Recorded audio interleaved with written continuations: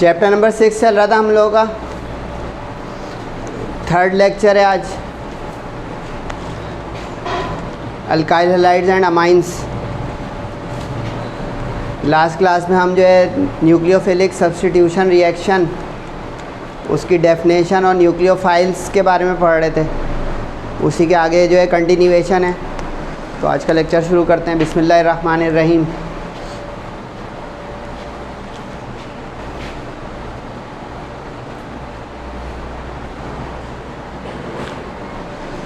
Nucleophilic substitution reaction दो तरीके से अकर हो सकते हैं प्रैक्टिकली। इसको कहा जाता है मैकेनिज़्म, यानी ये पूरा थ्रू प्रॉपर चैनल प्रोसीजर है कि किस तरह एक्चुअली अकर होते हैं न्यूक्लियोफिलिक सब्स्टिट्यूशन रिएक्शंस। तो इसके दो अलग अलग मैकेनिज़्म हैं। एक कहलाता है SN2 रिएक्शन और एक कहलाता है SN1 रिएक्शन। इसमें ये जो 2 और 1 जो लिखा हुआ है सुपरस्क्रिप्ट, ये मॉलिक्यूलैरिटी है उस रिएक्शन की, लेकिन इसकी थीम वही रहेगी। ये शुरू करने से पहले मैं आपको इसका ब्रीफ कर दूं कि ये है क्या।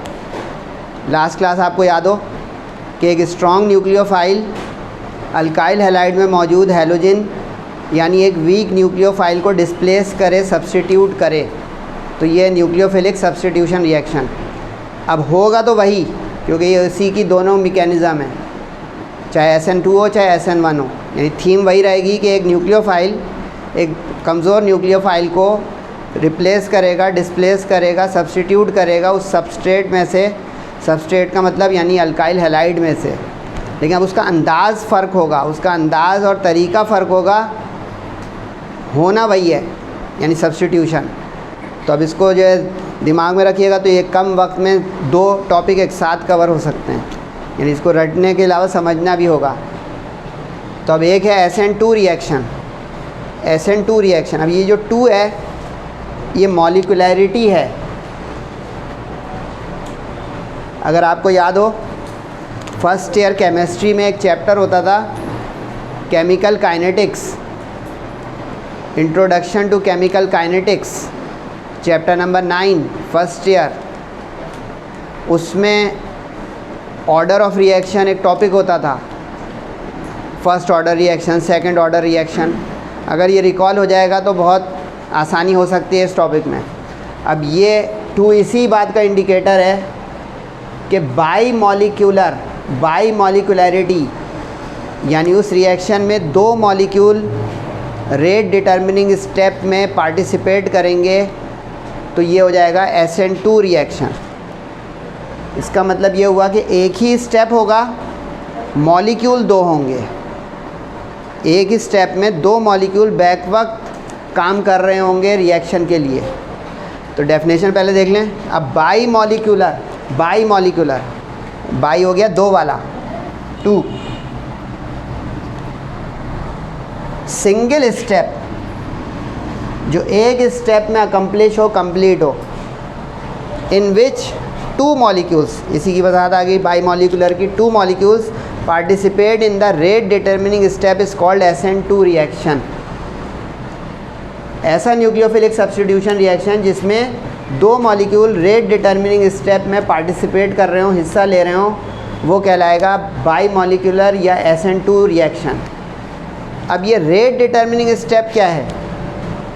फिर first year chapter number 9, rate determining step.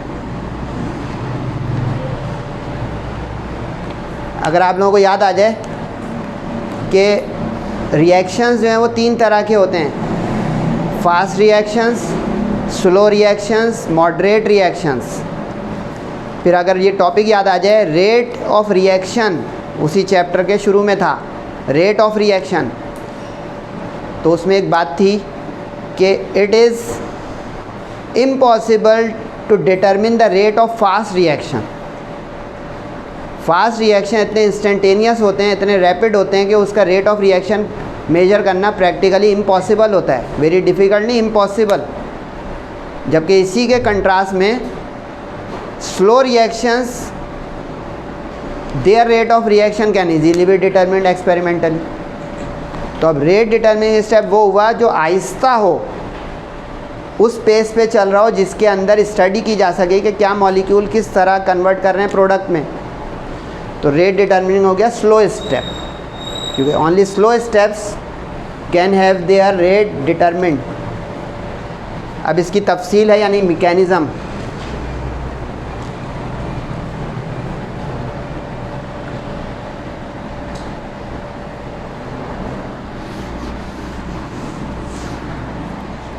अच्छा, मैकेनिज़्म की वर्डिंग बाद में देखिएगा, पहले ये इसकी इलस्ट्रेशन देखेंगे तो आपको ज़्यादा आसान हो जाएगा। तो इलस्ट्रेशन के लिए इक्वेशन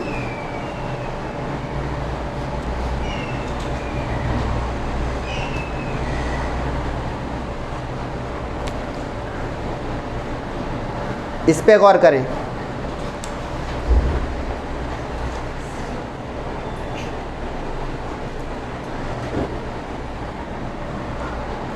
अब इसमें ये हो रहा है कि ये आपको नज़र आ रहा है कि अटैकिंग न्यूक्लियोफाइल यानी स्ट्रॉन्ग न्यूक्लियोफाइल, और ये आपको नज़र आ रहा है सबस्ट्रेट अल्काइल हैलाइड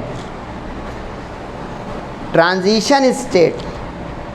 अब ये जो ट्रांजिशन स्टेट है ये इस चीज़ का इंडिकेटर है कि इंटरमीडिएट वक्ती तौर पे टेम्परेरी स्टेज आएगी इस रिएक्शन के दौरान, लेकिन ये एक ही रिएक्शन का एक ही स्टेप है। इस चीज़ को कहा गया single step reaction, but 2 molecules are participating. अब 2 मॉलिक्यूल्स कहाँ हैं? बेस या ये स्ट्रॉन्ग न्यूक्लियोफाइल एक हो गया 1, और ये एरो का मतलब ये इस पर अटैक कर रहा है, यानी इसके साथ रिएक्शन के लिए आ रहा है। अब ये हो गया सबस्ट्रेट हो गया 2, तो 1 और 1 2, तो ये हो गया बाईमॉलिक्यूलर। लेकिन अब होगा क्या इसमें होगा ये कि बॉन्ड फॉर्मेशन और बॉन्ड क्लीवेज साइमल्टेनियस होगा, यानी बॉन्ड टूट रहा होगा और बन रहा होगा साथ साथ। इसलिए अभी आपको नज़र आ रही हो डॉटेड लाइन अगर, तो ये है वो ट्रांजिशन स्टेट यानी इंटरमीडिएट स्टेट, यानी वक्ती तौर पे एक लम्हे के लिए होगी। इसमें होगा क्या कि ये न्यूक्लियोफाइल अपनी जगह बना रहा होगा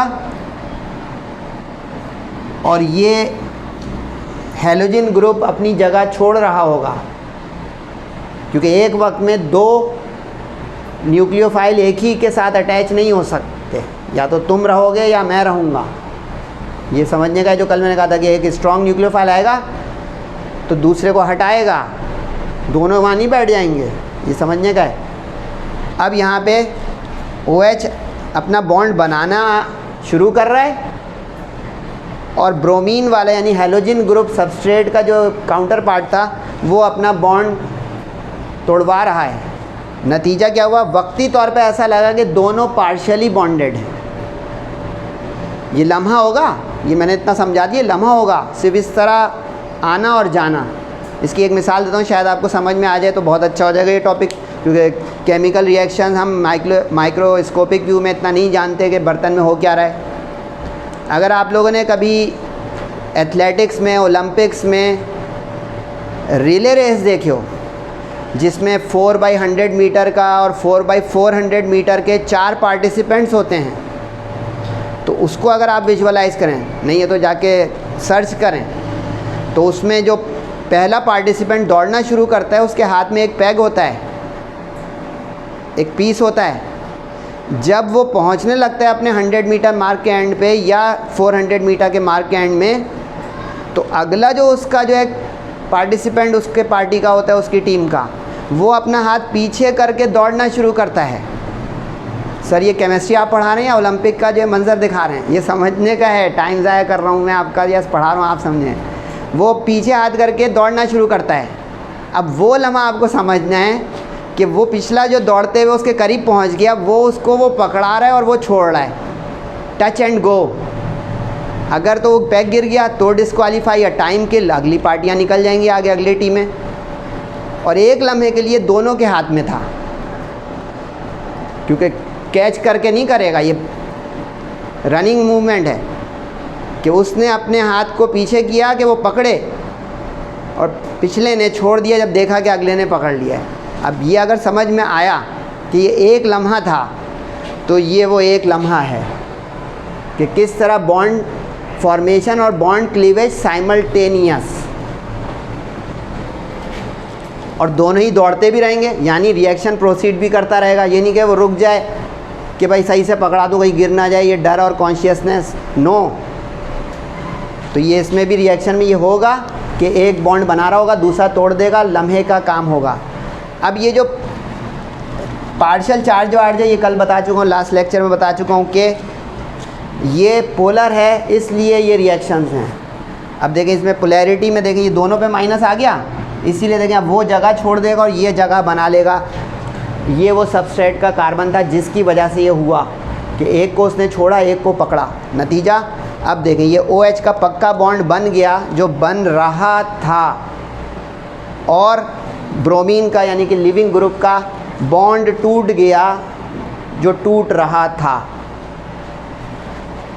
अब ये अगर आपको समझ में आ गया तो यही सारा वर्डिंग में लिखा होगा कि it passes through a transition state and two molecules participate in the rate determining step. देखिए इसीलिए यहाँ पे लिखा हुआ है स्लो, कि the only step is the slow step. इसको दो ना समझिएगा कि ये एरो तो दो लगे हुए हैं, एक एरो यहाँ लगा हुआ है और एक एरो यहाँ।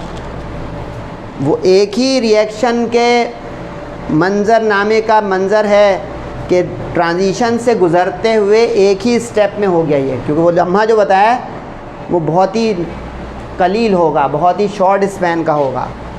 तो ये आपको, लेकिन इसमें एक और चीज़ बता दूँ जाते जाते, ये अगर आप गौर करें तो इसमें आपको 2 हाइड्रोजन नज़र आ रही हैं लगी हुई, ये 2 हाइड्रोजन। इसका ये मतलब हो रहा है कि जो SN2 रिएक्शन होंगे यानी बाई मॉलिक्यूलर सब्स्टिट्यूशन रिएक्शन, इनको फेवर करेगा प्राइमरी अल्काइल हैलाइड। रिवाइज करते रहें, 2 लेक्चर इस चैप्टर के जा चुके हैं। पहला लेक्चर था क्लासिफिकेशन ऑफ अल्काइल हैलाइड्स, वो अल्काइल हैलाइड्स जिसमें एक कार्बन एक और कार्बन से जुड़ा होता है, that is first degree carbon. Therefore alkyl halide is called first degree और प्राइमरी अल्काइल हैलाइड। अब इसकी रीज़न थोड़ी देर बाद आ जाएगी कि ऐसा क्यों, यानी यहाँ पे टर्शरी मत लीजिएगा। अगर आप अपनी मर्ज़ी से भी इसकी एग्जाम्पल दें तो प्राइमरी अल्काइल हैलाइड्स फॉलो या फेवर SN2 मैकेनिज़्म, और इसी के बरक्स जो अभी SN1 आएगा उसमें कंट्रास्ट हो जाएगा, वो टर्शरी अल्काइल हैलाइड फॉलो करेंगे। दिमागी टॉपिक, दिमागी चैप्टर, टेक्स टाइम। अब इसकी वर्डिंग देखें ऊपर जो गुजर गई थी और फिर आ गई। अब आपको लिखनी है या पढ़नी है, मैं इसको समझा चुका हूँ उस इक्वेशन के थ्रू, फिर भी पढ़ देता हूँ। In the SN2 reaction mechanism the strong nucleophile directly attacks, ये डायरेक्ट अटैक है, यानी ये जो हुआ ये डायरेक्ट अटैक हुआ है। The electrophilic carbon atom, electrophilic जिस पे प्लस आ गया वो electrophilic carbon bears partial positive charge, this is electrophilic of the substrate. देखिए primary alkyl halide, any alkyl halide नहीं, primary, leading to the departure of halogen group, कि इसके हमला होते ही ये डिपार्ट करना शुरू कर देगा, यानी वो अपने हाथ से छोड़ना शुरू कर देगा वो पैग to the electrophilic carbon. The reaction on its way, कि ये होते होते to product passes through a transition state, product देते देते उससे पहले वो एक ट्रांजिशन स्टेट से गुजरेगा, where carbon nucleophile bond is half formed. ये देखें ये हाफ फॉर्म्ड है,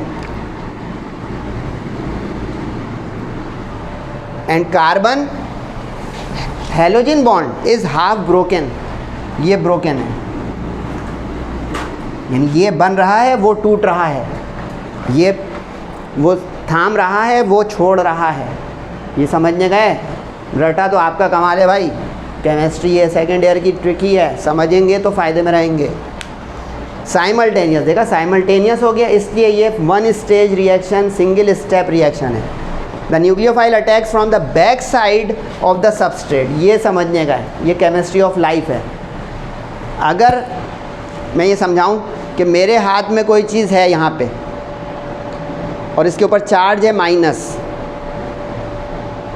तो इसको छुड़वाने के लिए आप पीछे से आगे मुझे धक्का मारें कि वो चीज़ मेरे हाथ से गिर जाए, छूट जाए, क्योंकि अगर मेरे हाथ में माइनस है और सामने से एक और माइनस आया, तो फिज़िक्स भी आपने पढ़ी हुई है, Coulomb's law chapter 12 second year का, और केमिस्ट्री तो पढ़ ही रहे हैं। माइनस पे माइनस इतने आराम से नहीं आ पाएगा, रिपल्शन। तो ये देखें, from the back side of substrate. अब ये जो नज़र आ रही है आपको इक्वेशन, इसमें बैक साइड, अब एक चीज़ बता दूं, मॉलिक्यूल का सर, मुंह, दुम, हाथ पाँव नहीं होते, तो ये बैक और फ्रंट क्या है, ये विजुअलाइज करने के लिए है कि उसका जो टर्मिनल हो प्लस वाला या माइनस वाला, उसके अगेंस्ट आए। कभी आपने पोलर मॉलिक्यूल्स पढ़े हो तो पोलर मॉलिक्यूल के टर्मिनल बनते हैं, टर्मिनल किनारे होते हैं। ये मेरे 2 हाथ नज़र आ रहे हैं, किनारे बन गए। अब ये पॉजिटिव है, ये नेगेटिव है, तो नेगेटिव वाला नेगेटिव की तरफ से नहीं आए, इस पॉजिटिव की तरफ से आए, क्योंकि जब वो मेरे इस हाथ पे हमला करेगा तो दूसरे हाथ से मैं छोड़ दूंगा उसको, क्योंकि अब एक वक्त में 2 माइनस को मैं पकड़ के नहीं रख सकता। ये है केमिस्ट्री समझने की, या केमिस्ट्री ऑफ लाइफ से समझने कि या तुम रहोगे या मैं। ये डायलॉग समझ में आ रहा है। इसमें एक छोटी सी हेडिंग भी आएगी, काइनेटिक्स। ये था वो चैप्टर नंबर 9 कि हो तो गया मैकेनिज़्म, गवर्न किसने किया इसको। SN2 reaction mechanism is governed by, governed by का मतलब है ये किस ऑर्डर ऑफ रिएक्शन का है, द सेकेंड ऑर्डर काइनेटिक्स। मिल गया, सेकेंड ऑर्डर काइनेटिक्स। यानी अब आपको समझ में आ गया कि जो इसमें SN2 लिखा हुआ था, इसलिए लिखा हुआ था, ये जो लिखा है 2, ये सेकेंड ऑर्डर का 2 लिखा हुआ है। Since 2 molecules participate, molecule repeat हो गया है, नो टेंशन।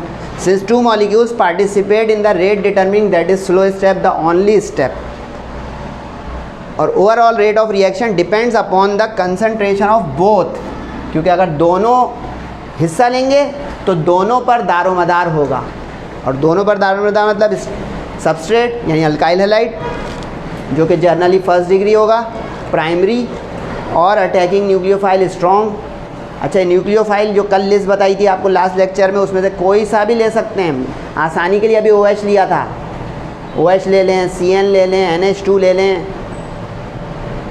लास्ट लेक्चर की एंडिंग में जो लिस्ट ऑफ न्यूक्लियोफाइल्स आई थी, भूल गए, उसमें कोई भी ले सकते हैं। तो यहाँ पे जर्नल लिखा हुआ है न्यूक्लियोफाइल और सबस्ट्रेट, और ये पता चला वही हुआ।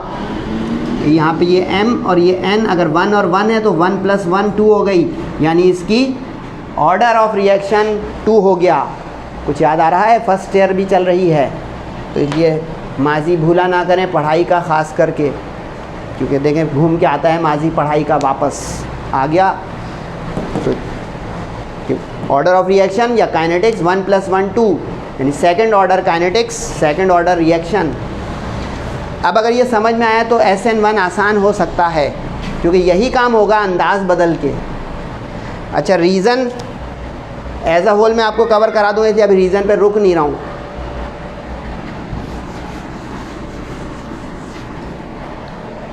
SN1 रिएक्शन, SN1 रिएक्शन को आप कंट्रास्ट कर लें।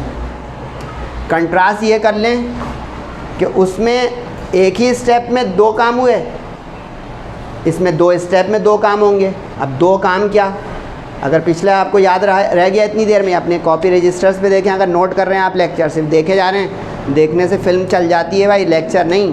तो इसको वीडियो या क्या सोच के आप लेक्चर ले रहे हैं, नोट करते हैं। मैं केमिस्ट्री के जितने भी लेक्चर ला रहा हूँ आपके सामने, उसके ऊपर लेक्चर लिख रहा हूँ।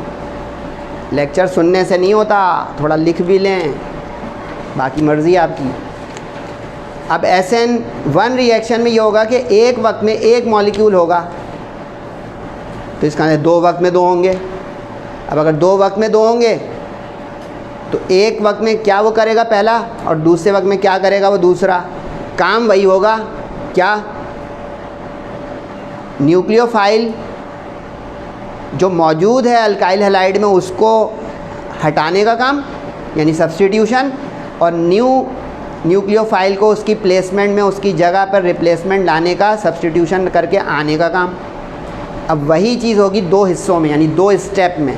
तो अब ये देखें, अ यूनिमॉलिक्यूलर, वहाँ था बाईमॉलिक्यूलर, यहाँ हो गया यूनिमॉलिक्यूलर, यानी 1 स्टेप 1 ये आ गया। लेकिन स्टेप 2 बाई स्टेप। अच्छा, ये एक चीज़ बता दूँ या आगे बताने से पहले, ये बड़ा ख़तरनाक टॉपिक है सर। अभी तो आप कहते हैं आसान है, चेंज कर रहे हैं स्टेटमेंट नहीं चेंज कर रहा हूँ, अब स्टूडेंट बन के बात कर रहा हूँ। आसान था ये मेरे लिए, टीचर के लिए। स्टूडेंट इसमें एक बहुत ख़तरनाक गलती कर सकता है, और अगर कर दी तो सारा 0। सेक्शन C का क्वेश्चन है भाई, तो चौंका रहा हूँ। बताऊँ अब वो लतीफ़ा जिसमें ज़ीरो मिलेगा और रोना आएगा, अजीब लतीफ़ा रोने वाला। स्टूडेंट इसकी सेटिंग यूँ बनाता है, क्योंकि मैं काफ़ी पुराना टीचर हूँ, पता नहीं आपको लगता हूँ कि नहीं कि झूठ बोल रहे हैं कि पुराने टीचर हैं। स्टूडेंट इसको रटेगा, क्योंकि बहुत कम स्टूडेंट बचे हैं जो समझना चाहते हैं पढ़ाई को, और स्पेशली ऐसी केमिस्ट्री को। ये 1 जो नज़र आया आपको, ये 1 से उसका वायरस आ गया कि ये 1 स्टेप वाला है, जबकि मैंने क्या बताया था, दिस सबस्क्रिप्ट 1 और 2 stands for molecularity not the number of steps. देखा, ये कंट्रास्ट रेक्टिफिकेशन हो गया। अगर खुदा न खास्ता आया, चौंका दिया, मेरा काम चौंकाना था, क्योंकि देखिए यहाँ 1 है, यहाँ यूनिमॉलिकुलर लिखा हुआ है, लेकिन 1 है, स्टेप 2 हैं, उलट मॉलिकुलरिटी है, ये स्टेप्स की तादाद नहीं है।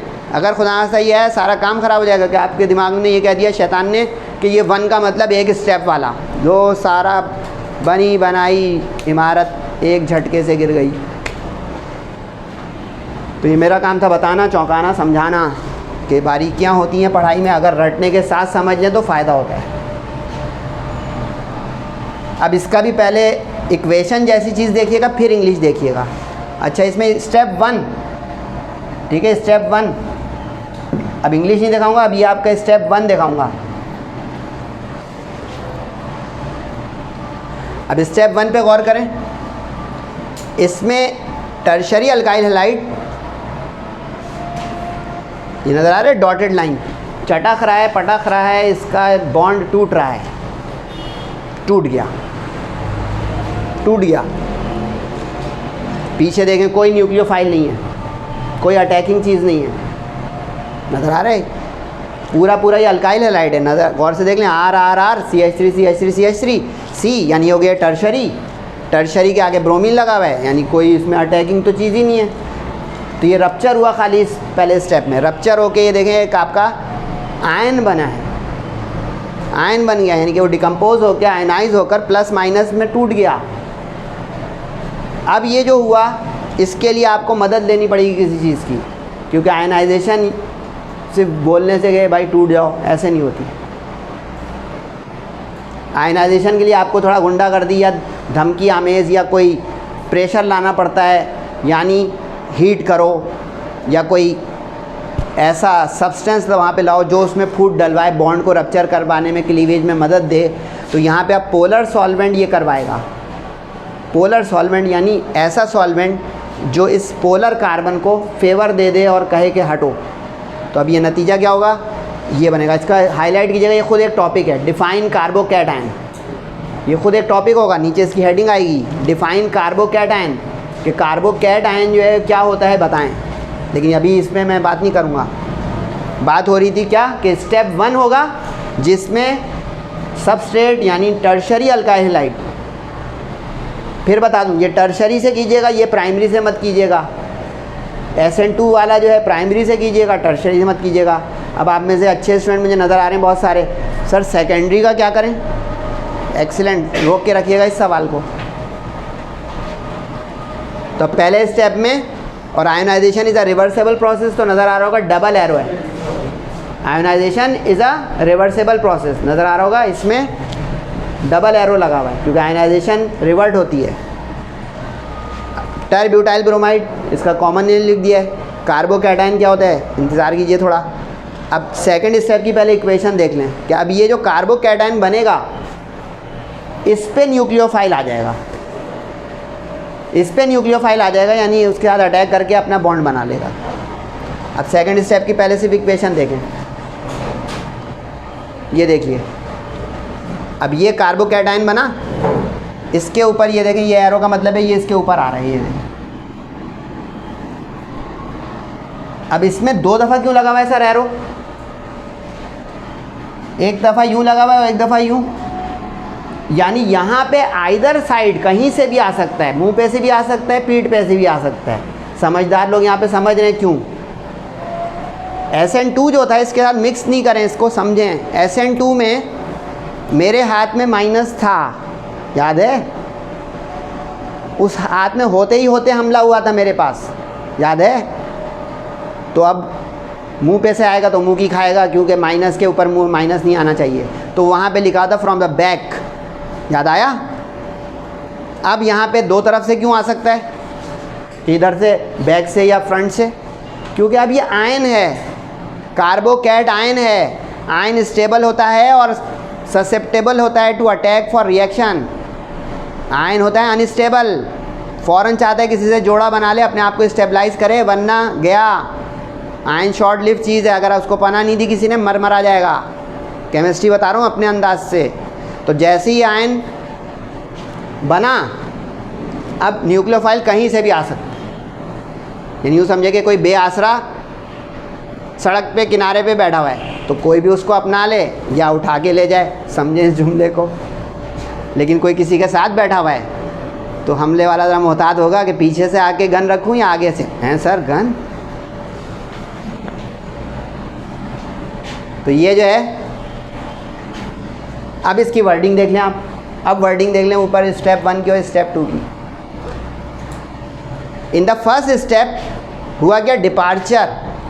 डिपार्चर रुखसती। डिपार्चर रुखसती किस चीज़ की? हैलोजन एटम की। किस में से? सबस्ट्रेट में से, यानी थर्ड डिग्री अल्काइल में, to form carbocation. Carbocation यानी अब कार्बोकैट आयन बनेगा टर्शरी अल्काइल हैलाइड की आयोनाइजेशन से। In the first step the tertiary alkyl halide ionizes slowly, क्योंकि बॉन्ड पहले मजबूत होता है, उसको तोड़वाने के लिए ग्रेजुअली, तो इसलिए हो गया स्लो। अब जो समझदार है इसकी काइनेटिक्स पहले ही समझ जाएंगे कि the first step is the slow step. SN2 में क्या था? The only step is the slow step. इसमें first step is the slow, second step is the fast. क्योंकि आयन बना हुआ है तो आयन को तो फ़ौरन कोई अपनाने के लिए फ़ौरन उसके ऊपर अटैक करके उसके साथ रिएक्शन करके बॉन्ड बना ले, तो वो फास्ट होगा। फास्ट का भी मैंने क्या बताया अपने प्रोमो में कि फास्ट का तो रेट ऑफ रिएक्शन डिटरमिन नहीं हो सकता। नतीजा क्या हुआ? एक कार्बोकैटायन में प्लेनर का मतलब हो जाए जो 120 डिग्री पर हो। अगर इसको आप गौर से देखें तो ये 120 डिग्री का है। प्लेनर वो होता है जो 120 डिग्री पर हो, यानी ट्राइगोनल हो, ताकि 120 एक 360 साइक्लिक बन जाए। ये सब समझने की चीज़ें हैं। सर फालतू बता रहे हैं? फालतू नहीं बता रहा हूँ भाई। अभी मैं यूँ सिर्फ कहता रीड कर लें, यहाँ से कॉपी कर लें, मैं साइड पे हट रहा हूँ तो ख़त्म कब का हो चुका होता ये टॉपिक। तो ये 120 का बनता है ये प्लेनर, हर तरफ से 120, तो ये हो गया प्लेनर कार्बोकैटायन। वरना अगर अभी प्राइमरी कैटायन बनाते हम, प्राइमरी यानी जिसमें एक कार्बन होता है, तो अकेला सीधा 180 का एंगल बन जाता। तो टर्शरी हमेशा 120 का एंगल बनाएगा। With the departure of the living halogen group चला गया। तो ये फर्स्ट स्टेप की छोटी सी वर्डिंग और एक मुश्किल सी इक्वेशन। अब सेकंड स्टेप की English, attack of strong nucleophile. अब स्ट्रॉन्ग न्यूक्लियोफाइल हमला करे किस पर? कार्बोकैटायन पर। ये न्यूक्लियोफाइल है, ये लिखा हुआ है कार्बोकैटायन, इस पर हमला करे। लिखा हुआ है ना फ्रॉम आइदर, देखा फ्रॉम आइदर साइड। पिछले में क्या था? From back. ये वर्डिंग बहुत अहम है। कुछ लोग कहेंगे हमारा कॉन्सेप्ट बन गया तो हम ये वर्डिंग याद नहीं करेंगे। नंबर लेने तो वर्डिंग याद कर लीजिएगा भाई, चाहे आप मेरे नोट्स यूज़ करें ना करें। केमिस्ट्री की वर्डिंग केमिस्ट्री में नंबर दिलाएगी, फिज़िक्स की वर्डिंग फिज़िक्स में वर्डिंग दिलाएगी। कॉन्सेप्ट आपको रिसर्च में और पीएचडी में काम आएंगे, लेकिन आप में से कौन करेगा रिसर्च और पीएचडी फिज़िक्स केमिस्ट्री में भाई?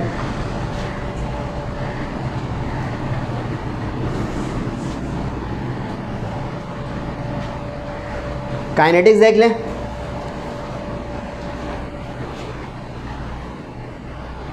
The SN1 reaction mechanism is governed by first order kinetics. First order है, क्यों? क्योंकि अगर आपने पीछे देखा तो स्लो स्टेप फर्स्ट स्टेप है, सेकेंड स्टेप फास्ट है। Since only one molecule that is substrate participates in the rate determining step. पीछे इक्वेशन अपने खोल के देखें अपने रजिस्टरों में। फर्स्ट स्टेप में टर्शरी अल्काइल हैलाइड था, सेकंड स्टेप में तो भाई न्यूक्लियोफाइल आया था, आयन थे, और उस पर फास्ट लिखा हुआ था। सेकंड इस इक्वेशन की एरो पे फास्ट लिखा हुआ था। तो अब देखें first step is the slow step, so it is the rate determining step. यानी उसमें कौन सा पार्टिसिपेशन हुई, सिर्फ सबस्ट्रेट की यानी अल्काइल हैलाइड की। ये लफ्ज़ याद हो गया, substrate that is being attacked which is made to react that is substrate यानी अल्काइल हैलाइड। अब यहाँ पे substrate 3rd degree alkyl halide है और ये के वो रेट कांस्टेंट होता था फर्स्ट ईयर का, वो है। यानी मुख्तसर क्या हुआ, इसका ऑर्डर ऑफ रिएक्शन फर्स्ट हो गया क्योंकि इसके ऊपर 1 है तो 1 इसका ऑर्डर ऑफ रिएक्शन। क्या सीखा, पक्का हो गया। SN1 first order, SN2 second order, SN1 2 steps, SN2 single step, contrast.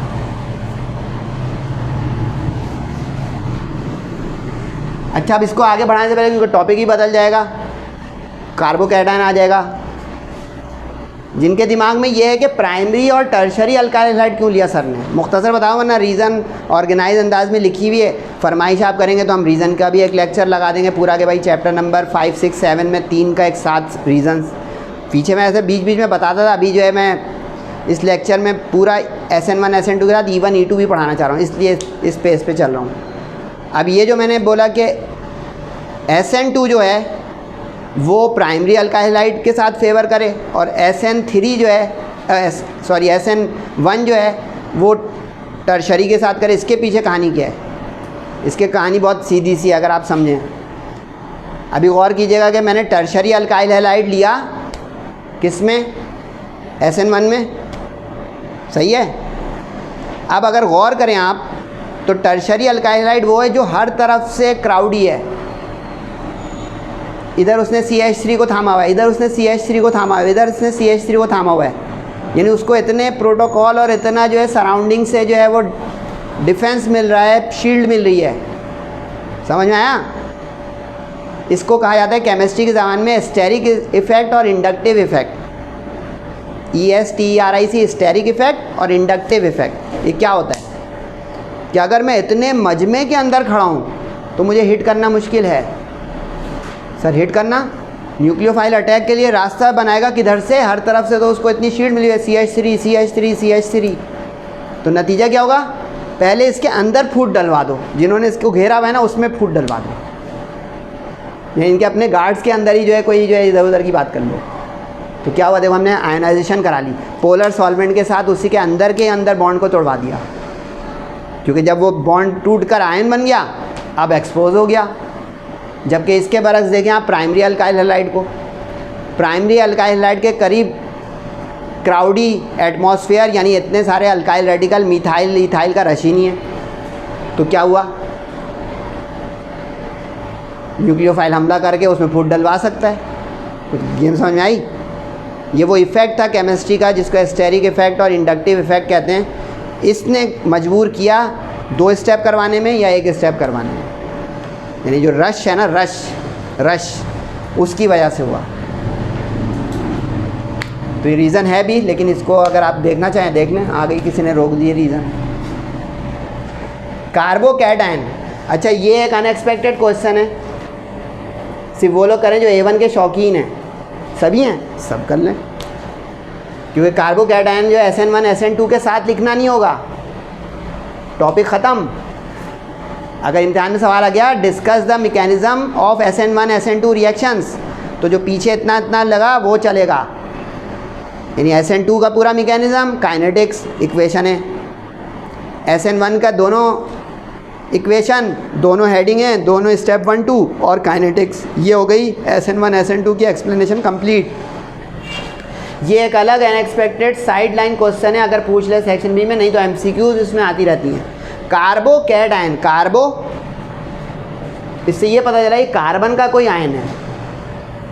कार्बो, carbon का आयन हटाएं तो कार्बो बन जाएगा। कैटायन जो पॉजिटिव हो, 9, 10 फर्स्ट ईयर की क्लास पढ़ के आए आप लोग माशाल्लाह। कैटायन जो पॉजिटिव होता है और लॉस ऑफ इलेक्ट्रॉन से बनता है, रिमेंबर, वेरी गुड। तो इसका मतलब ये हो गया कि carbocation is a positively charge carbon, as simple कि कार्बोकैटायन पॉजिटिवली चार्ज कार्बन है, और ऐसा पॉजिटिवली चार्ज कार्बन जो 3 के साथ जुड़ा हुआ हो। क्यों? क्योंकि जो इसका चौथा हाथ है वो कट गया, भूल गए, फिर भूल गए, ये ना करें यार, फिर मुझे लेक्चर में एनर्जी कहाँ से मिलेगी। कि carbon has valency 4, tetravalent, chapter 4, 5 गुजर चुका। तो अब कार्बन की जो 4 वैलेंसी है उसमें एक फूट डल गई, तो इसका मतलब उसका एक चला गया ना भाई इलेक्ट्रॉन का हिस्सा। तो एक इलेक्ट्रॉन चला गया, तो रिमेनिंग जो 3 इलेक्ट्रॉन रह गए, तो एक डेफिशिएंसी है, तो पॉजिटिव आयन यानी कैटायन बना। तो ये हो गया आपका कार्बोकैटायन। फिर भी पढ़ लें, ऑर्गेनिक आयन है, ऑर्गेनिक आयन है। इनऑर्गेनिक आयन सर क्या होते हैं? क्लोराइड आयन, वो इनऑर्गेनिक आयन है। कार्बन की स्टडी ऑर्गेनिक केमिस्ट्री है, तो कार्बन का जब आयन बनेगा तो वो ऑर्गेनिक आयन होगा। समझ नहीं बात? पॉजिटिवली चार्ज हो, कार्बन हो, obtained when a carbon atom loses a pair of electron. आ गया लूजेज, क्योंकि एक जोड़ा उसने छोड़ दिया तो उसने एक पॉजिटिव चार्ज गेन कर लिया। तो कार्बोकैटायन भी कहते हैं इसको, और कार्बोनियम भी कहते हैं। कार्बोकैटायन भी कहते हैं और कार्बोनियम भी कहते हैं। आपकी बुक में हर जगह कार्बोकैटायन लिखा हुआ है, लेकिन अगर आप जाके सर्च करेंगे इसका ये दूसरा नाम भी है, और बिल्कुल ऑथेंटिक है, वैलिड है और बिल्कुल सही है, कार्बोकैटायन या कार्बोनियम आयन। अब ये बनते कैसे हैं? Heterolytic bond fission. Heterolytic bond fission, heterolytic क्या था, होमोलाइटिक क्या था? Chain reaction, free radical chain reaction जाके मुलाहिजा फरमाएं मीथेन का, जिसमें कोई बैरूनी ताकत बॉन्ड को तोड़वाए, दैट इज़ हेट्रोलाइटिक। जो बाहर से कुछ करवाए, दो अलग अलग चीज़ों में करवाए। होमोलाइटिक अंदर ही अंदर से हो जाए, एक ही में ही। ये जिसके यूँ मतलब था कि अगर सिमेट्रिक इलेक्ट्रॉन एक एक अलग हो गए तो होमोलाइटिक होगा, और अगर इस तरह हो के अनसिमेट्रिकल हो, यानी पूरा इलेक्ट्रॉन पेयर किसी एक के पास चला जाए, तो वो हेट्रोलाइटिक था। मैं क्यों रिवाइज़ कर रहा हूँ? आप करें ना यार रिवाइज़। वहाँ पे मैंने ये भी लिख के दिखाया था कि देखो फ्री रेडिकल में एक एक अलग हो गया, तभी तो फ्री रेडिकल ने एक इलेक्ट्रॉन ने हमला करवाया था।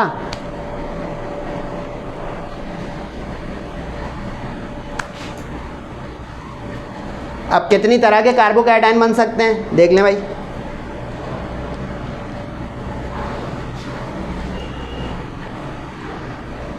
ये देखिए भाई, मिथाइल कार्बोकैटायन यानी कार्बन सिर्फ हाइड्रोजन के साथ हो। प्राइमरी कार्बोकैटायन जिसमें कार्बन के साथ एक अल्काइल ग्रुप यानी कार्बन अटैच हो।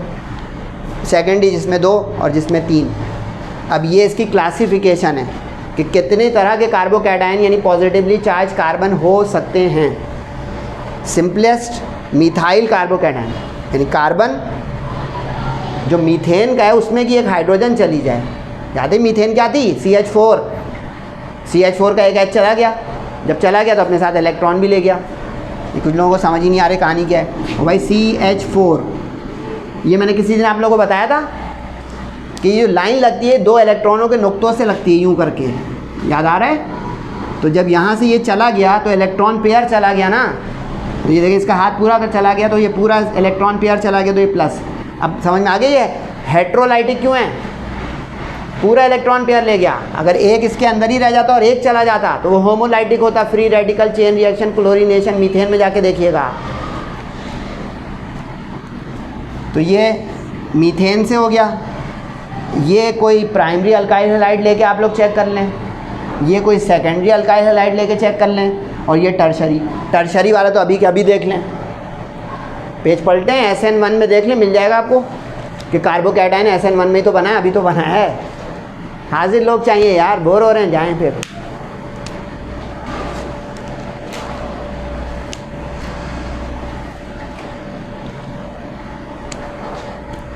इसकी स्टेबिलिटी देख लें। स्टेबिलिटी का मतलब ये है कि कौन सा कार्बोकैटायन ज़्यादा स्टेबल होगा, कौन सा कम, यानी कौन सा थोड़ा, हैं तो सारे आयन लेकिन शॉर्ट लिव्ड, थोड़ा उससे ज़्यादा, थोड़ा उससे ज़्यादा, यानी है तो सबकी ज़िंदगी कम, लेकिन कहते हैं कम में भी थोड़ी ज़्यादा ज़िंदगी हो। तो अब इसका मामला होगा आपको, देखें ये most stable to least stable, यानी टर्शरी वाला सबसे ज़्यादा स्टेबल है, और उधर जाते जाते मिथाइल वाला सबसे कम हो गया। कार्बनों की तादाद कितनी है इसमें? 3, यानी कार्बोनियम आयन या कार्बोकैटायन कितने कार्बन से अटैच है? ये 3 से है, नहीं समझ में आ रहा। ये 2 से है, ये 1 से है, और ये किसी एक से भी नहीं है।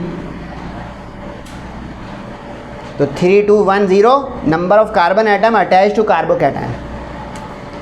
अब यहाँ पे वो रीज़न का भी मंजरनामा मिल रहा है कि टर्शरी अल्काइल हैलाइड SN1 के साथ फॉलो करेगा और प्राइमरी SN2 से करेगा। अब वो सवाल का जवाब आ रहा है जो मैं कहा था रोक के रखिएगा कि सेकेंडरी सर क्या करेगा। सेकेंडरी दोनों कर सकता है, एक ही वक्त में नहीं। हौसला है तो सुनिएगा, फिर एक ही वक्त में नहीं। मैं एक सेकेंडरी अल्काइल हैलाइड हूँ, इस वक्त या तो मैं जो है SN1 से रिएक्शन कर सकता हूँ या SN2 से, दोनों से कैसे कर दूँगा। इसका दारोमदार ये होगा कि आप किस मीडियम में लेकर आए हैं उस अल्काइल हैलाइड को। Medium sir English Urdu Sindhi medium नहीं भाई, पीछे का मंजर खोल के देखें अपनी कॉपी में, वरना मैं तो ऊपर नीचे करवाया ही जा रहा हूँ, पता नहीं हो भी रहा है कि क्या हो रहा है। आप अपना पेज पीछे पलट लें, वरना क्या पेज पे लिखा था, बहुत कुछ लिखा हुआ है। पोलर सॉल्वेंट लिखा हुआ था, ढूंढें SN1 में पोलर सॉल्वेंट कहीं लिखा हुआ है, मिल गया जवाब आपको। और इसी तरह जाके SN2 में ढूंढें, कहीं लिखा हुआ है पोलर, नहीं लिखा हुआ है। SN2 में जाके ढूंढें, एक एरो पे स्लो लिखा हुआ है, दरमियान में स्क्वायर ब्रैकेट के अंदर ट्रांजिशन स्टेट लिखा हुआ है। मुझे तो नहीं याद आ रहा क्योंकि मेरे दिमाग में भी है, लगता है कि सर देख देख के पढ़ा नहीं, यहाँ पे भी है माशाल्लाह से, वो बता रहा हूँ। अब समझ में आया क्या हुआ। यानी अगर आप अल्काइल हैलाइड के साथ एक पोलर मीडियम यानी पोलर सॉल्वेंट ले आएंगे, तो पोलर जो होता है वो आयनाइजेशन में मदद देता है, क्योंकि पोलर का मतलब ही उस पर चार्ज है। जब चार्ज है तो आयनाइज होने में फेवर करेगा, आयनाइज हो सकता है। तो आपको जवाब मिल गया। यानी अगर आप चाहते हैं कि सेकंड डिग्री अल्काइल हैलाइड को SN1 की तरफ ले जाएं, यानी SN1 से हम करवाएं रिएक्शन अल्काइल हैलाइड सेकेंडरी का, तो आप पोलर सॉल्वेंट ले आएं, यानी पोलर मीडियम ले आएं।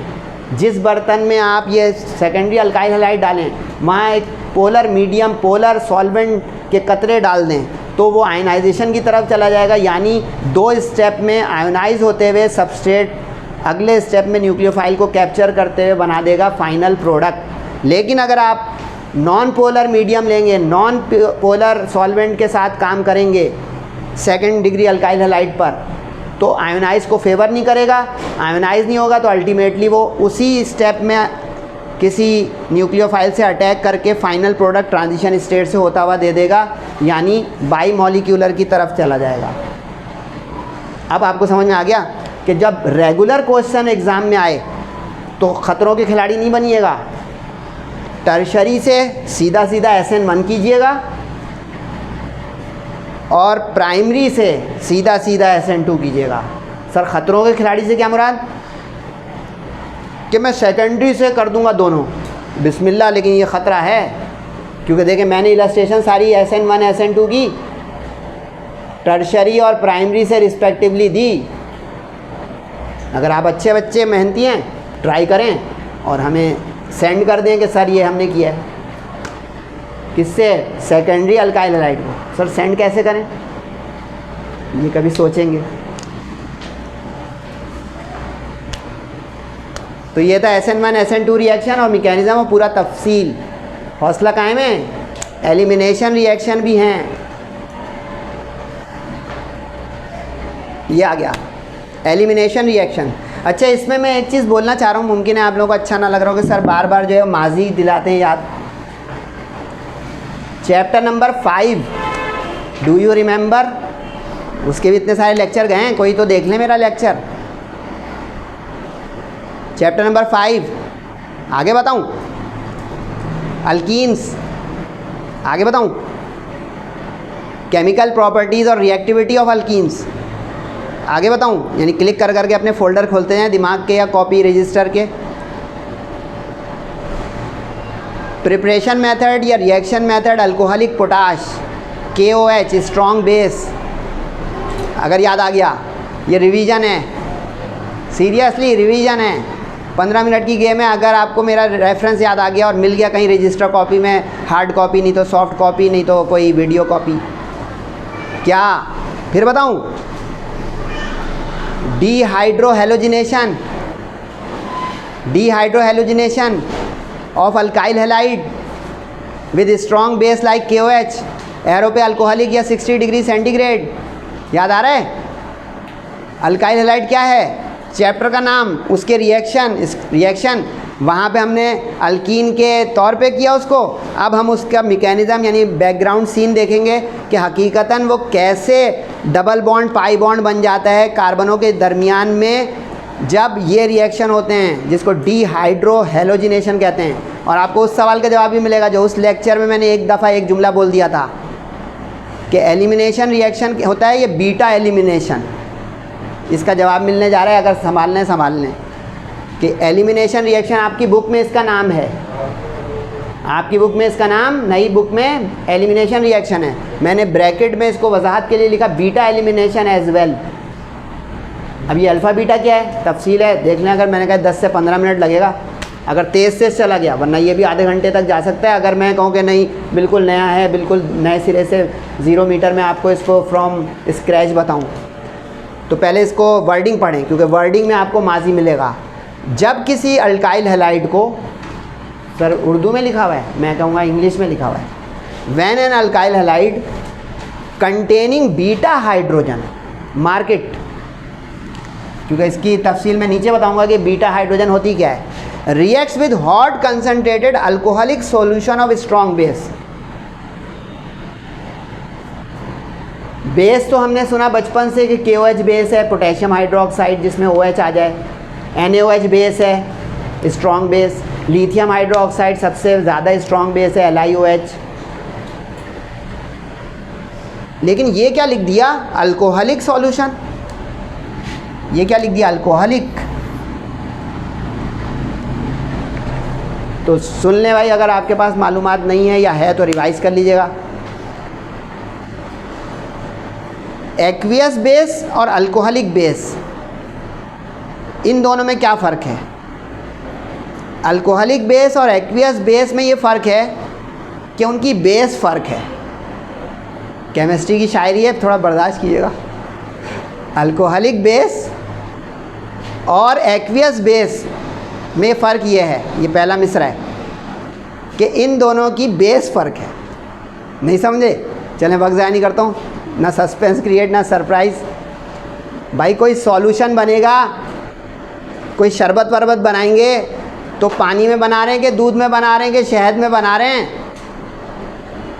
सॉल्वेंट क्या ले रहे हैं, सॉल्यूट क्या ले रहे हैं? यानी अगर मैं पानी में बेस बना दूँ, अल्कली स्ट्रॉन्ग बेस एक्वियस हो जाएगा KOH NaOH, लेकिन अगर उसकी बेस को मैं अल्कोहलिक कर दूंगा, यानी अल्कोहल के कतरे उसमें ज़्यादा होंगे, तो वो अल्कोहलिक KOH हो जाएगा रादर देन एक्वियस। तो ये वो बेस है, यानी फार्मूला नहीं बदलेगा, फार्मूला KOH ही दिख रहा होगा, यहाँ पे अल्कोहलिक से प्रोडक्ट बदलेगी। अब ये फिर एक शोशा छोड़ रहा हूँ ताकि अगला लेक्चर आप लोग मेरा देखें कि एक्वियस होता तो प्रोडक्ट बदल जाती। Wait and see for the future. आगे बढ़े भाई। Strong base like KOH, removal of halogen halogen atom from alpha carbon and hydrogen atom from beta carbon. बुलबुलैया ज़रा संभालें, अल्फ़ा और बीटा से साइमल्टेनियस दो चीज़ों का अखराज हो, एलिमिनेशन हो। इसलिए देखें ये एलिमिनेशन है, निकल जाएगा, किक आउट हो जाएगा। सब्सटीट्यूशन में एक आया, दूसरे को हटाया, खुद वहाँ बैठ गया। कहानी समझ में आ रही है? इसमें क्या होगा, आया, ना तुम्हें रहने दूंगा ना खुद रहूँगा, कुछ लेके चला जाएगा, वहाँ बैठेगा नहीं, आएगा उचक के ले जाएगा। That is elimination. Simultaneously giving an alkene. आ गया रिवीजन? इथीन, प्रोपीन, ब्यूटीन बनेगा। चैप्टर 5 की इक्वेशन बनेगी। अब ये इक्वेशन थोड़ी सी ऊपर हो जाए तो मैं आपको बताऊँ तो अल्फ़ा और बीटा कार्बन क्या होते हैं और अल्फ़ा बीटा हाइड्रोजन क्या होते हैं। लेकिन चले ये भी सही है, ये भी सही है, वो भी सही है, क्या चलें। जो हैलोजन के साथ डायरेक्टली बॉन्डेड कार्बन होती है दैट इज़ अल्फ़ा कार्बन, और जो उसके एडजेसेंट कार्बन होती है दैट इज़ बीटा कार्बन। इस वजह से जो अल्फ़ा कार्बन से डायरेक्टली बॉन्डेड हाइड्रोजन होती है वो अल्फ़ा हाइड्रोजन। 2 दफ़ा क्यों लिख दिया सर आपने? 2 दफ़ा इसलिए लिख दिया कि अगर ये अल्फ़ा कार्बन है तो ये अल्फ़ा हाइड्रोजन है। समझ में आया? ये 2 दफ़ा इसलिए लिखा। अब अगर इससे एडजेसेंट कार्बन बीटा है तो उससे अटैच सारी हाइड्रोजन बीटा हाइड्रोजन है। सर आपने फिर 2 दफ़ा लिख दिया, इसलिए कि अगर मैं यहाँ पे 3 दफ़ा ये एच यूँ कर दूँ तो ये बीटा हाइड्रोजन है और ये बीटा कार्बन है। मुख्तसर क्या हुआ? The carbon directly bonded with halogen is called alpha carbon and the carbon adjacent to या directly bonded to alpha carbon is called beta carbon. Therefore, the hydrogen directly bonded with alpha carbon is called alpha hydrogen and the hydrogen directly bonded with beta carbon is called beta hydrogen। क्या नतीजा बना? अब definition पढ़ें। अब definition पढ़ें तो समझ में आएगा कहानी क्या होगी। अब कहानी ये होगी कि जैसे ये अल्कोहलिक बेस हमला करेगा, क्योंकि अल्कोहलिक बेस में दम है, जान है, ताकत है किसी को जो है उड़ाने की, तो अब जैसे ये हमला करेगा तो 2 जगह से बॉन्ड जाएगा।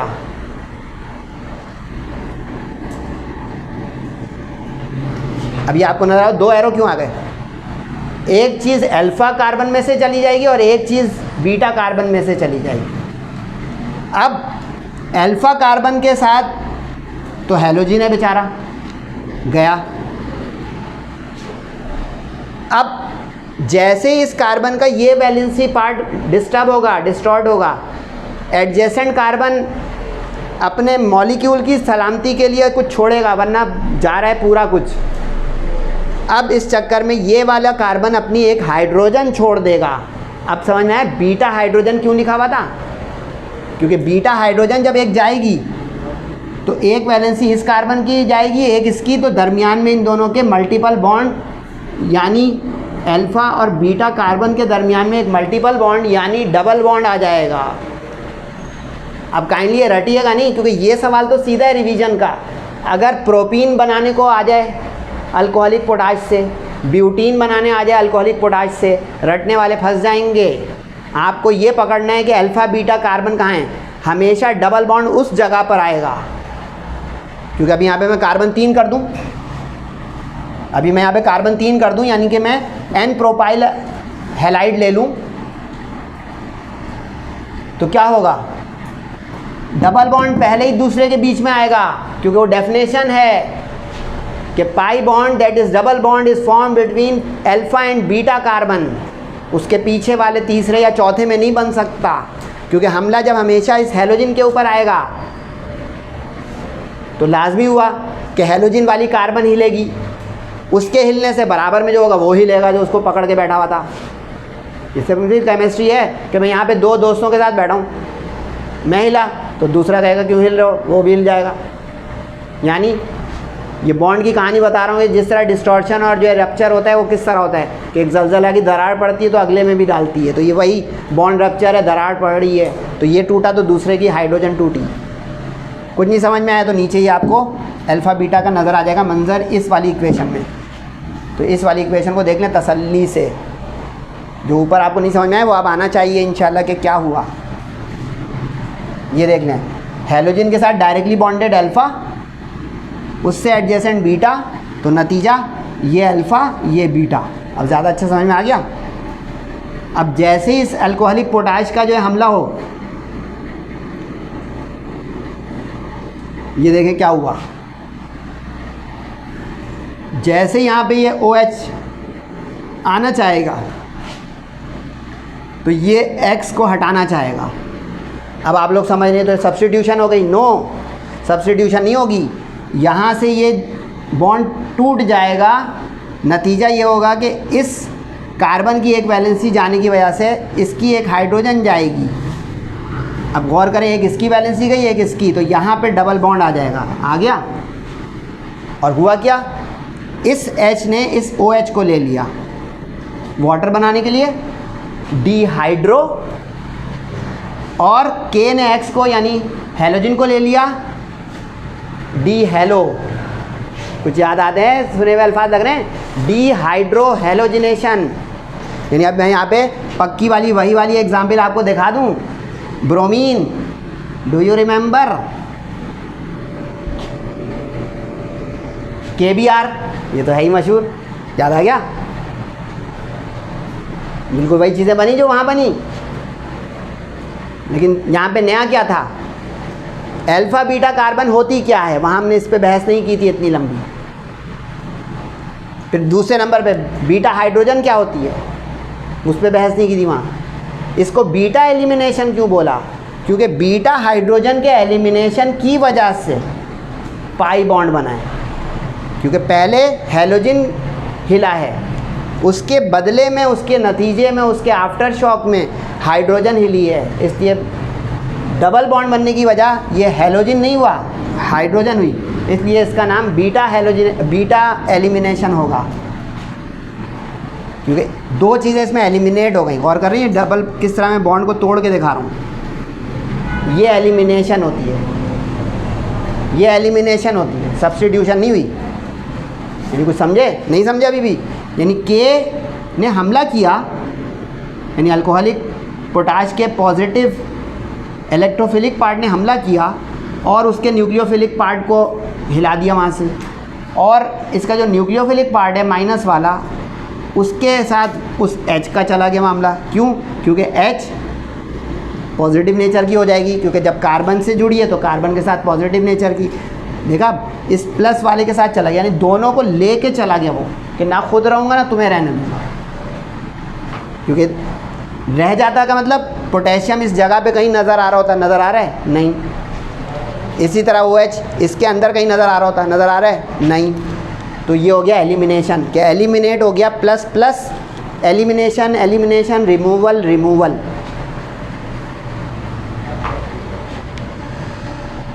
तो अब जिन्होंने पीछे डेफिनेशन नहीं देखी वो एक दफ़ा देख लेंगे, काफ़ी बड़ी डेफिनेशन थी, पता नहीं तेज़ी से गुजर गई थी या फिर एक लम्हे के लिए बस आएगी वो डेफिनेशन, ये, और इसी को कहते हैं 1-2 एलिमिनेशन। नॉमेनक्लेचर का लेक्चर भी चला गया, देख लीजिएगा भाई, क्योंकि ये 1 ये 2, तो एक 1 पे से जाए X और एक 2 में से जाए H, तो 1-2 हो गया, ये 1-2 एलिमिनेशन। बीटा एलिमिनेशन की वजह ये कि फाइनल प्रोडक्ट इस हाइड्रोजन के जाने से बनी है, क्योंकि फाइनल प्रोडक्ट आखिर में बनती है, तो आखिर में जब बनी तो उसमें रिस्पॉन्सिबल हुआ हाइड्रोजन का जाना, उसके एलिमिनेशन, तो इसलिए ये हो गया बीटा एलिमिनेशन।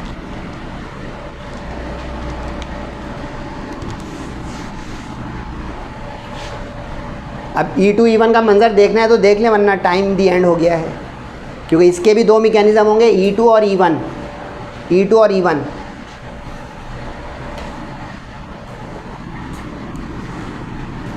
अच्छा, इसकी थीम वही है जो SN2 SN1 की है, बहुत ही फास्ट फॉरवर्ड कर दूं तो आपका भी टाइम बच जाए।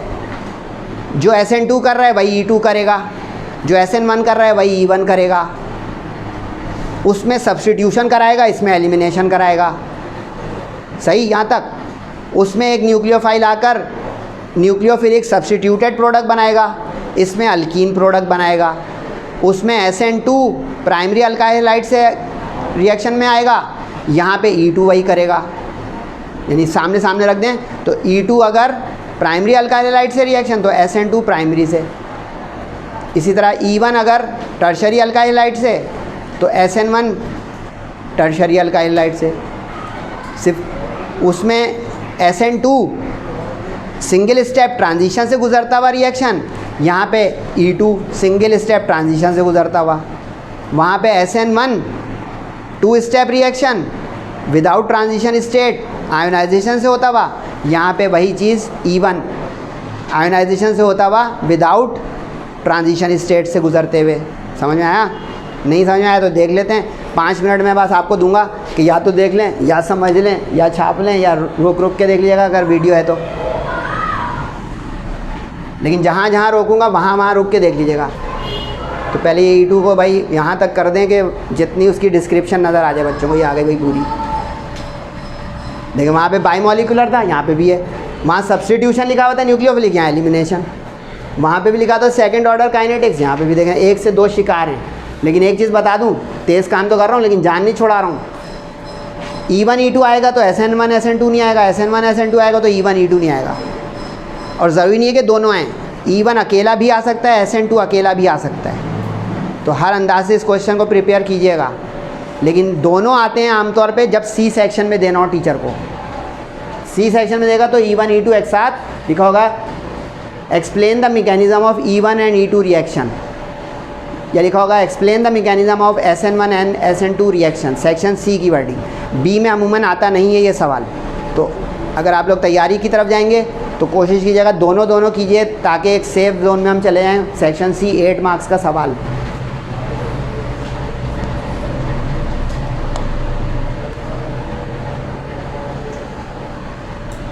अच्छा, इस इक्वेशन पे रुकिएगा भाई।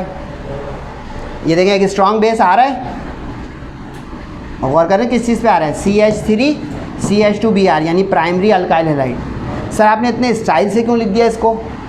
ताकि एक आसानी हो जाए कि ये बॉन्ड जाएगा तो उसके साथ ये बॉन्ड जाएगा, ताकि इन दोनों के दरमियान में पाई बॉन्ड आएगा।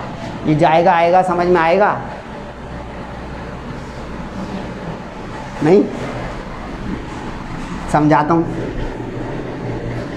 ये आएगा, आ रहा है, सही है।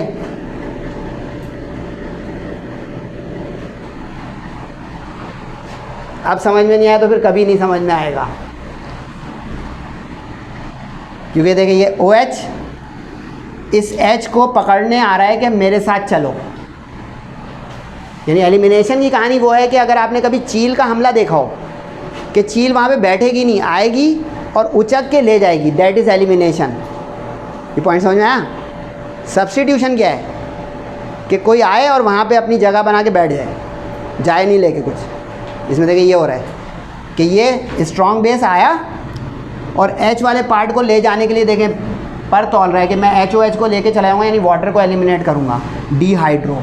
और इसी साथ इसके स्ट्रॉन्ग बेस में अगर आप अभी K भी लिख देते तो देखिए K वाला हिस्सा इस Br को लेके अपने साथ चला जाएगा यहाँ पे। यानी अगर यहाँ पे K लिख दें अभी तो KBr चला गया।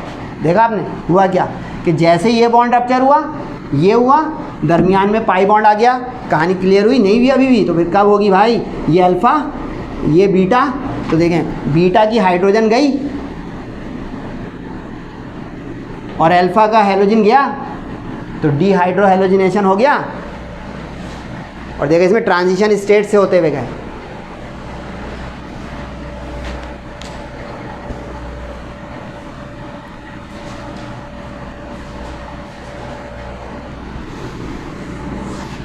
E1 रिएक्शन की डेफिनेशन भी देख लें और उसके मैकेनिज्म भी देख लें।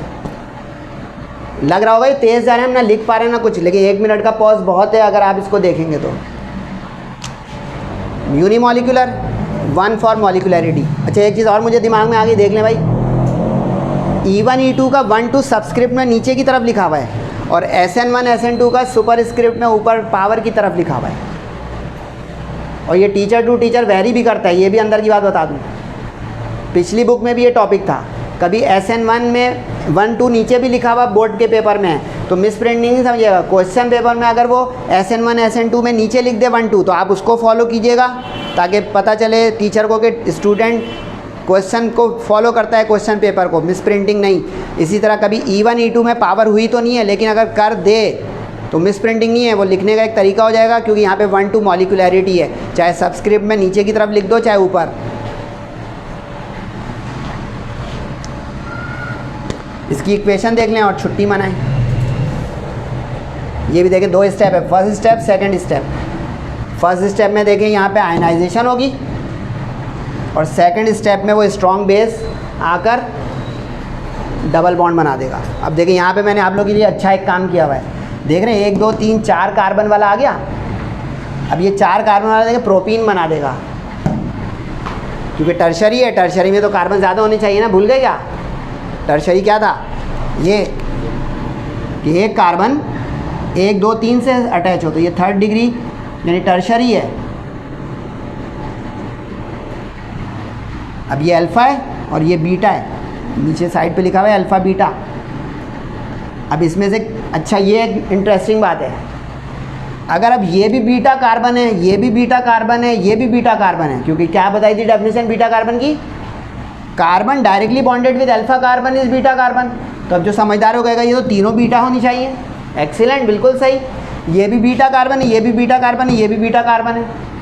इन तीनों में से आप किसी एक की भी अगर हाइड्रोजन उड़ाएंगे प्रोडक्ट सेम बनेगी, क्योंकि आपने ये समझ लिया कि कार्बन जो अपनी हैलोजन छोड़ेगा और दूसरा बीटा कार्बन जो अपनी हाइड्रोजन छोड़ेगा, एलिमिनेट करेगा, उसके दरमियान पाई बॉन्ड आएगा।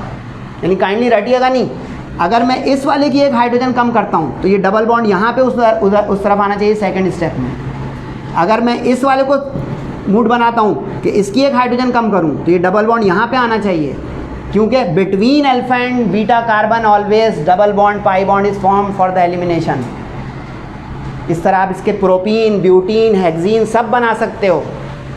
बस दुआ करें बोर्ड में चेंज ना हो, क्योंकि अगर ये चेंज हुआ तो कमज़ोर दिल हजरात फंस सकते हैं। लेकिन मैं देखो बता दिया है, समझ के करो तो ये आप ब्यूटीन बना सकते हो। अभी बता दें सर आप देखें टाइम खींचे जा रहे हैं, बना बोल के 2 मिनट लगेंगे, 2 मिनट लगेंगे। एक नॉलेज है तो मैं उसके लिए 2 मिनट का ख्याल करूँ या नॉलेज दे दूँ? अगर आप इधर से इसकी दुम लंबी कर दें, कार्बन बढ़ा दें, यानी टर्शरी पेंटाइल कर दें, तो 4 कार्बन हो गए लंबाई में, 1 2 3 4। हाँ या ना, इतना तो बोल दें, 1 2 3 4 हो गए। अब देखें अल्फ़ा बीटा तो वही 2 रहेंगे ना शुरू वाले, क्योंकि जो डायरेक्टली बॉन्डेड हैलोजन है वो अल्फ़ा होगा, उससे पीछे वाला बीटा होगा, उसके पीछे वाला भले एक आ जाए, हमें उससे कोई मतलब नहीं है। अब देखें 1 ब्यूटीन बन जाएगा, घर में जाके देखिएगा, या 2 ब्यूटीन मेथड पे चला। यानी अगर आप टर्शरी में भी बढ़ाते जाएं 4 वाला, 5 वाला, 6 वाला, तो आपकी प्रोडक्ट जो है प्रोपीन के बजाय ब्यूटीन, पेंटीन, हेक्सीन बन सकती है। लेकिन ये नीचे वाले स्टेप 2 भी देख लें, ताकि जो है पूरा ख़त्म हो आपका टॉपिक सही से, कि सर बीच में से नहीं भाग गए। ये देख लें, आ गया कि अब ये कार्बोनियम यानी कार्बोकैटायन बना,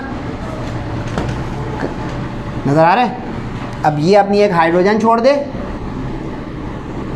और ये OH के साथ जाके, नज़र आ रहा होगा, ये OH के साथ अपने साथ मिला ले, HOH वाटर। और अब इसमें अल्फ़ा बीटा कौन कौन से थे? ये अल्फ़ा था, ये बीटा था, याद रहा। इन दोनों के दरमियान डबल बॉन्ड आ जाए। अल्फ़ा बीटा के दरमियान हमेशा डबल बॉन्ड लाना है।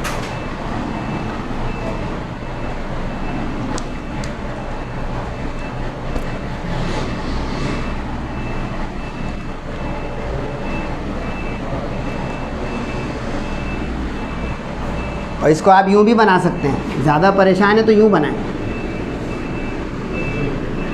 टर्शरी, सीधा सीधा सबसे अच्छा प्लेनर टर्शरी, जो 120 का भी बताया था। इस तरह टेढ़ा टेढ़ा ना बनाएं, CH3 CH3 CH3 एक रुख से बना दें।